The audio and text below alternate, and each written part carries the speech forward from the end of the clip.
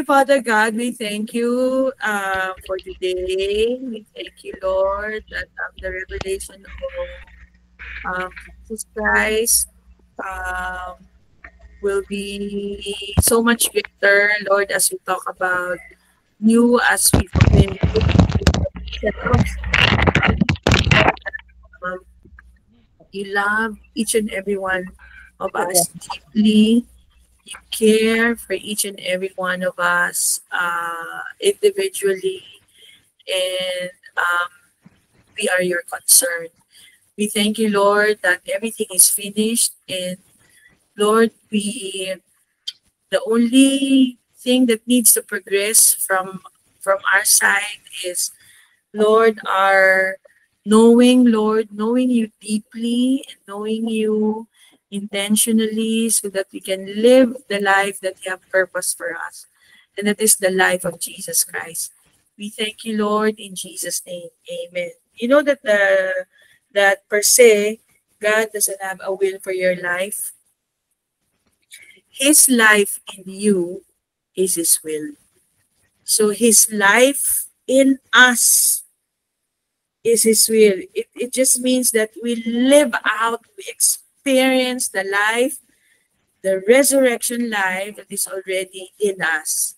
So actually, that is the proclamation of the gospel. No? So now I came across this verse, and this is not only for me, but it's also for you. The Lord is raising up shepherds who will proclaim the good news. Shepherds who will stand when you stand, and when you are asked to lead or teach the people. There is no motivational preaching. There is no talking about themselves. There's no talking about sin because sin is already dealt with. But the Lord is saying you will teach the people about righteousness, diba? But in Micah 7:14 it says, and it is the heart of the Lord for you and I, because we are like him. We are shepherds, diba? Shepherd your people with your staff, the flock of your inheritance, who dwell alone in a forest in the midst of a garden land. So yung last part na yun, ano, sabi ko, Lord, ang lalim nun ah. Pero siguro for another day yung dwell alone in a forest, tapos yung forest in the midst of a garden land. What does it mean? But anyway, pag-usapan natin yung shepherd your people with your staff. And we have known that from last week, di ba, the staff, the rod, di ba, and the staff. Oh, anyway, back tayo na doon. Micah, yung name Micah, the prophet Micah means who is like Yah. So the prophet Micah from the Old Testament, no, his name is like he's explaining who is Yahweh. So tayo, the shepherd like our dear our great shepherd are tasked or are mandated or authorized or ano bang word na mas maganda um are given the honor, yun mas maganda yun, are given the honor to proclaim who he is. And who is he? He is good. He is kind. He loves his people. He is the Savior. He is the Savior King. Diba? And he's not the one who gives sickness. He's not the one who gives disaster. He's not the one who makes our lives difficult. No, he's the one who comforts. He's the one who heals. He is the one who has healed. Actually, in the context of the New Covenant. So, ang sabi ni Marie Curie, nothing in life is to be feared. It is only to be understood. Now is the time to understand more so that we may fear less. Now is the time to really understand the gospel, to really understand the good news, to really understand who our Savior is. Eternal life is defined in John 17:3 as eternal, and this is eternal life, that they may know Him, that they may know God and the one whom He has sent. Diba? When you come to know Jesus Christ, you will come to know the Father. So eternal life is not when you die, you get to heaven. No, eternal life. Eternal life is not the antonym of death. Come to think of it, the opposite of death is birth. Diba? Eternal life doesn't have any beginning or any ending. That's why in John 17, it's defined as knowing Him. So when we are fearful, when we are feeling um, anxious about certain things in life, about symptoms, about uh, lack, seemingly, no? Sabi nga na, nothing in this life is to be feared. Nothing, and eternal life is knowing Him. So the more and more that we know Him, the more and more that we will fear less. The more and more that we know how righteous we have been made in Christ, the less and less that we will fear.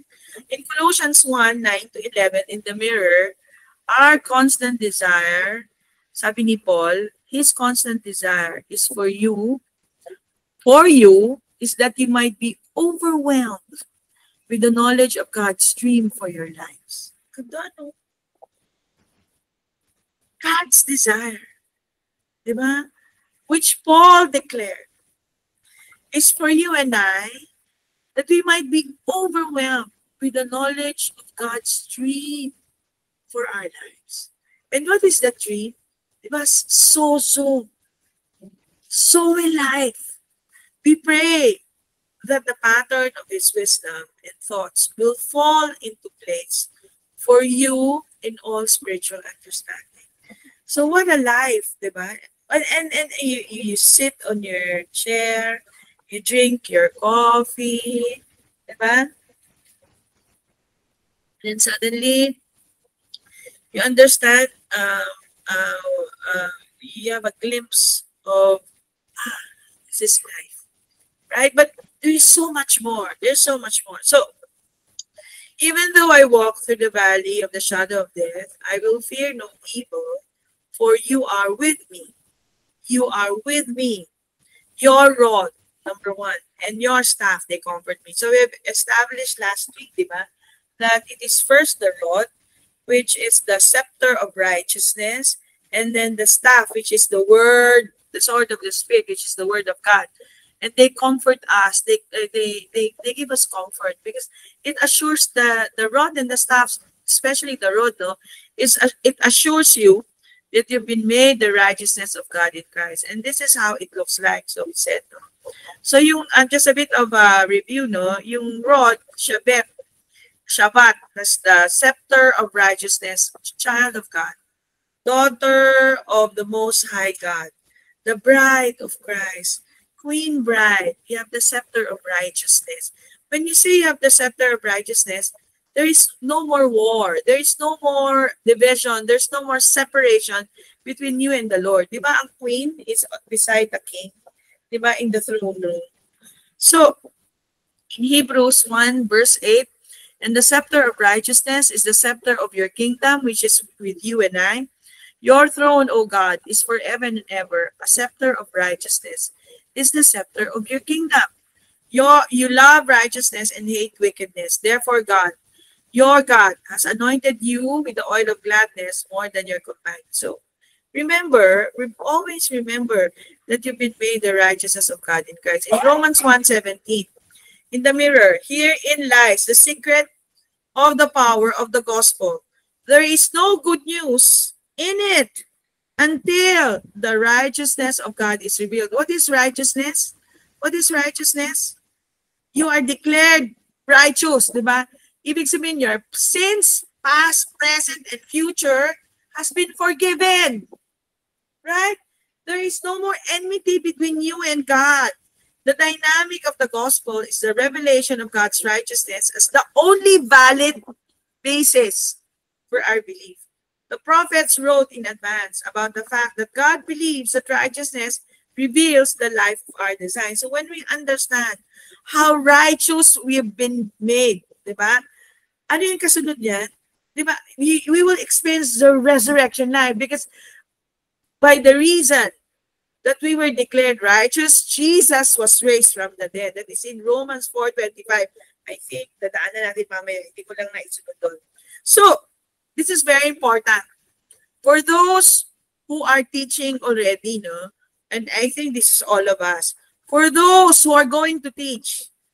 If your understanding of the gospel is that holiness and righteousness is an end goal, then you will miss it.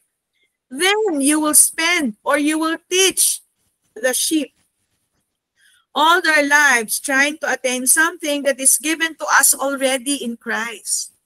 It is given already. It's not something that we need to attain. Diba? Holiness and righteousness is not our end goal. It's our starting point. Our finishing point. Yun ang ibig sabihin ng it is finished. Ang it is finished, it is saying you are righteous and everything in between. We are the righteousness of God in Christ. And what does it mean by obey? You know, obey, the Hebrew for obey is Shema. And what is Shema? You have to hear. Hearing and hearing the gospel and then responding and believing, hey, tama, I've been made the righteousness of God in Christ. Hindi yung, nag-obey ako sa ganito. No. Of course, I'm not diminishing, no, yung good behavior, I'm not diminishing. But it is not the good news. Your good behavior or your obedience to a certain whatever, certain sacrament or certain ganyan, is not the good news. The only good news, right, is that Jesus finished it already for you. That his death provided for you his justification. That because you were declared righteous, Jesus was raised from the dead. Yun yung gospel. Okay? And then out of the overflow, you will find yourself lining up your behavior. So let's not boast about our obedience per se. No. Those are, hindi yun ang measuring stick. Okay? So, okay, Isaiah 54:17. Because if you do that, when the enemy comes in like a flood, then you're going to be defeated. Parang kanina lang nagsugit ka eh. Diba? So, hindi talaga behavior ang basis. In Isaiah 54:17, no weapon formed against you. If there's a weapon that is formed, for example, masakit yung mga kamay mo. Diba? May nag-form. And every tongue that rise against you in judgment, you shall condemn. May nagsasabi na ka-office mate mo na, baka rheumatoid arthritis yan. No. Rise up against that and condemn it. Diba? Because this is the heritage of the servants of the Lord. And your righteousness. Why can you condemn it? Why can you contradict it? Because you are declared righteous. And your righteousness is of me. When you feel something, you have to declare you are the righteousness of God in Christ until you believe it, because faith comes by hearing and hearing the word of Christ. So obedience, no, you can say that faith comes by obeying and obeying the word of Christ, which is only hearing. So when you hear and hear and hear the gospel, that it rises, faith rises in your believing rises in your heart, right? Hallelujah. And then one day, hindi ka natakot. Diba? You will condemn it. So, ito na. It is actually, kung meron man kayong ipapagawa na poster, ito yung, Jesus said, it is finished in John 19:30. Romans 4:25, my sins, your sins, and my sins resulted in his death. His resurrection is proof of my righteousness. The reason why the Lord Jesus was resurrected from the dead is because you and I were declared righteous. Here is the equation. He was handed over because of my shortfalling. He was raised because I was declared righteous. His resurrection is the receipt of my acquittal. Hallelujah. Hallelujah. So kailangan memorizing natin to, no? Hallelujah. So again, no? We pray from victory, not for victory. We pray from the finish line. We pray from the finished work, not for the finished work, not for victory. In times of trouble, it's normal and fine for us to cry out to God when we are feeling desperate. However, when we pray desperate prayers, pleading with God to help us, we are moving, we are repositioning ourselves. Again, sa marketing, But remember, your position is already the position of victory. Instead, from victory. Instead, let us see God's love reaching out to you. So the way we are restored, no, is when we hear the gospel. So it's not a small thing that these recordings are being faithfully recorded by Ella. No, I think it has gone throughout the ends of the earth. Actually, marami ang may message kay Ella. And it's for us really here and here. And I myself uh, need to hear the gospel because knowing me, I forget. So, knowing that we are the righteousness of God in Christ protects you and I from the accusations. Di ba? Parang may mga passing thoughts, mga fiery darts ang tawag dyan of the enemy. So, let's go back to David. And he took his staff in his hand. So, yung staff, di ba? Your rod and your staff. Yung staff, ang medyo mag-emphasize ako dun sa hand. Di ba? Staff in his hand. Okay? And he drew near to the Philistines. So, in Bible times, sabi natin, no, yung mga staff is like a diary. David carved out the episode where he killed the bear and the lion, di ba, with the staff. And it's like a testimony. Testimony when he spoke to Paul, he even showed it to him. So there's another verse in Hebrews 11:21, which I found. By faith, Jacob, when he was dying, so his children were around the bed, diba? The 12 tribes of Israel. He was dying, blessed both the sons of Joseph and worship upon the top of his staff. O, diba? So yung staff, diba, it's very ornate, lalo na si Jacob kasi he's the head of the clan, no? So I was reading this verse and I was like, oh, kasi wala pa naman silang mga vlog noon, wala pang mga recording noon, wala pang phone, walang mga plaka, no? So the only way for them to record para ma-immortalize yung testimony is through the staff. So he worshiped upon the staff. So meaning they recalled, di ba, the faithfulness of the Lord when the Lord saved them from the famine, di ba, when they went to Egypt, di ba, several times when Jacob was saved from the wrath of Esau when he was running away, di ba? So another one in Exodus 14:26-28, and the Lord said to Moses, so the children of Israel were running away from the Egyptians, di ba? And then they were about to be overtaken. And then Moses was crying out. And then the Lord said to Moses, stretch out thine hand over the sea. Di ba? And yung pag-stretch ng hand, yun kasama yung staff. And the water may come again upon the Egyptians, upon their chariots, upon their horsemen.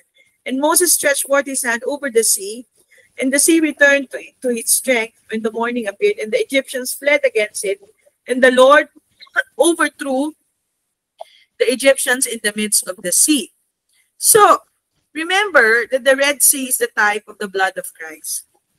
He overthrew, in our case, he overthrew the Egyptians, which represents death. The word overthrow in Hebrew is na'ar, and it means, our favorite, to shake off. Na'ar. The root word is to growl through the idea of wrestling the man, which usually accompanies the lion's roar. So, ganun pala, pag nagpipivot ka, pivot ka. He shook off death. The Lion of Judah roared, it is finished, and shook off sickness, disease, poverty, fear, and everything that came with death of our lives forever.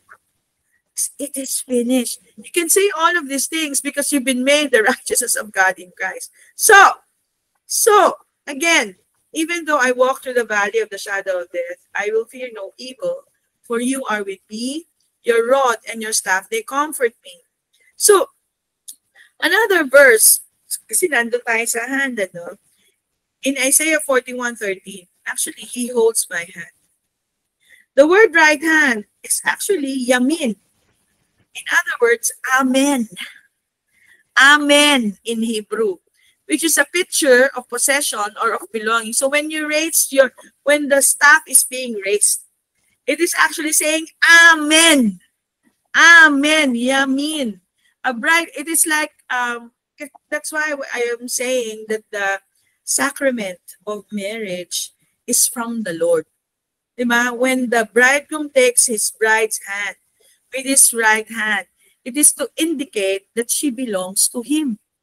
And no other man, as he belongs to her, and no other woman. So the Lord actually is, parang ganito picturein mo, no? Because you are God's trophy, the Lord is holding your hand. Because you've been made the righteousness of God in Christ. It is not your faith, it is His faith in you. Diba? His hand holding you.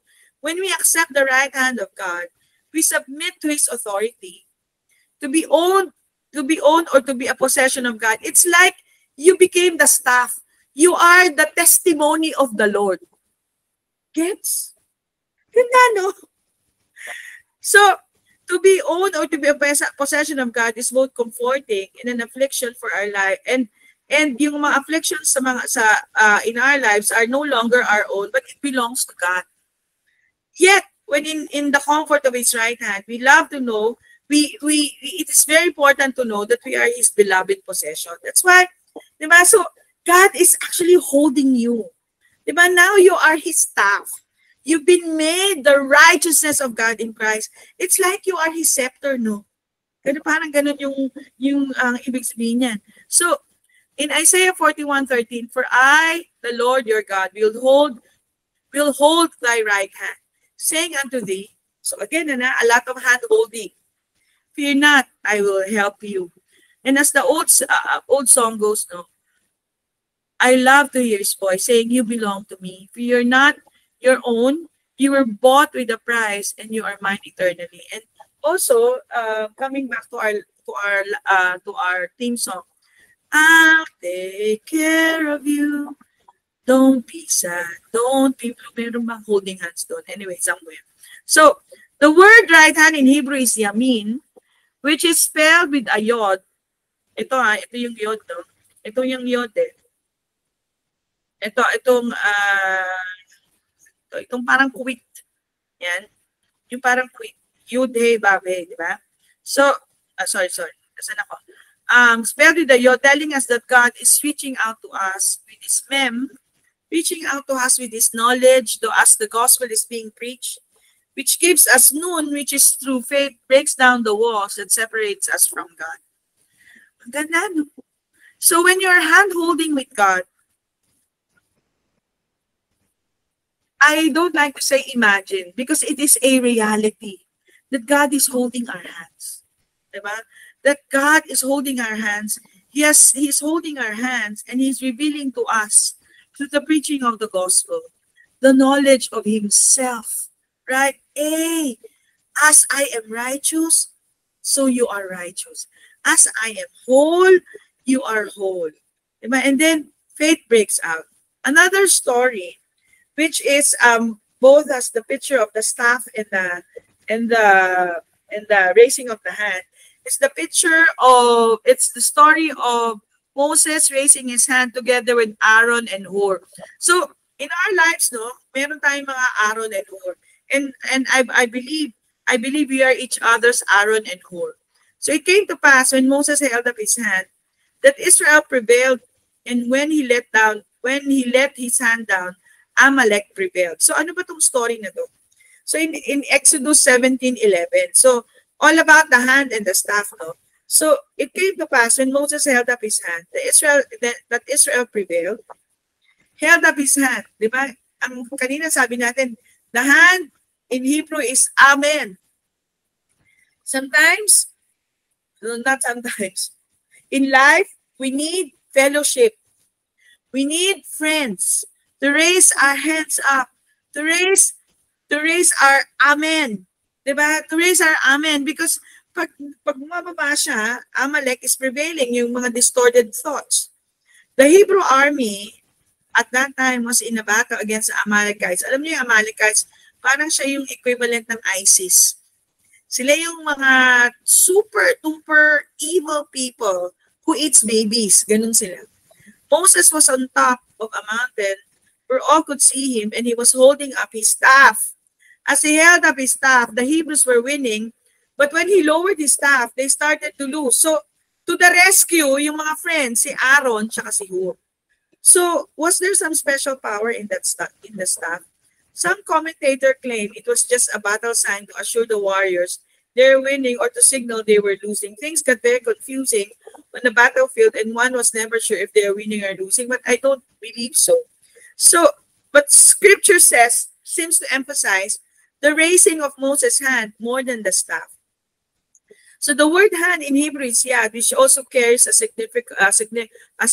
Sabi natin kanina, it means amen.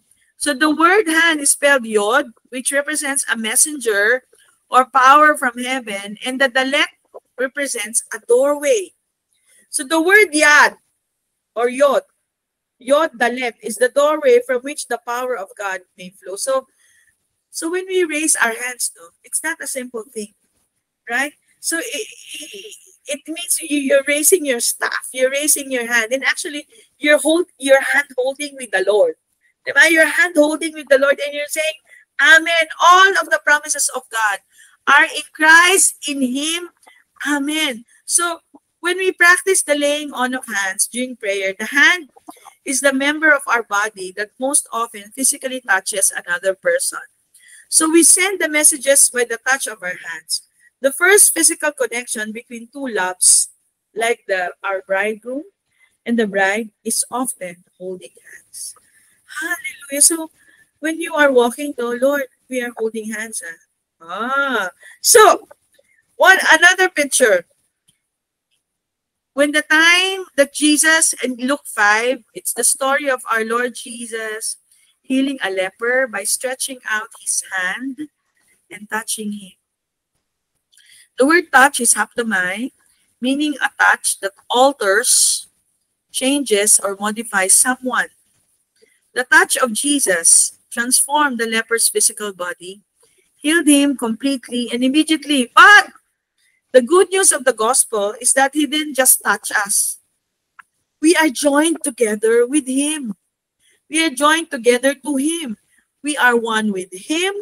In him, he dwells in us, and his presence in us altered, changed, and modified our entire being.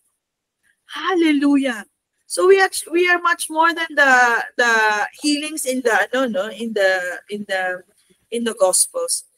So now, because of the good news of Jesus Christ, because of the finished work, we are irreversibly perfect. We are irreversibly, perfectly, and completely joined to him who is whole. Therefore, we are whole. Our wholeness is a finished work that happened not only 2,000 years ago, but before time began. So, you know that the cross is outside time. It's outside Chronos. We were saved even from the foundations of the world, even the world began. Our entire being, spirit, soul, and body, is forever altered, healed, free of any sickness. So this is now raising your staff. Diba? And disease. Whatever is true of him is equally true of you, is equally true of me. It is finished. You are whole and you are complete.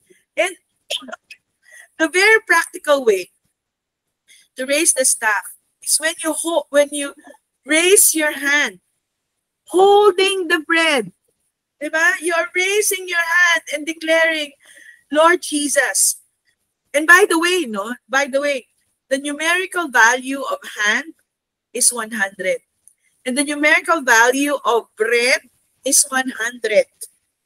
Meron bang connect? Meron. Diba? Pag 100%, 100 perfect. So when you raise your hand, diba? It's like this is the staff, the lahain, the bread, which says, by your stripes, I am healed. And then you reach out for the cup. Again, you're raising the scepter of righteousness. Diba? You're declaring, I am the righteousness of God in Christ. I am whole and I am complete. And that, my dear, dear, dear fellowships, Aaron and Hur, it's chapter 8, part 2. Praise the Gracious Father, we come to your table today just as Moses stood on the hill, sometimes strong, sometimes weary, but always dependent on you. As we take this bread, let's take our bread. We remember the body of Jesus, broken for us. By his wounds, we are healed. By his strength, we stand. And as we take this cup, we remember the blood of Jesus, poured out for the forgiveness of our sins. This is the new covenant, our victory, our covering, our peace.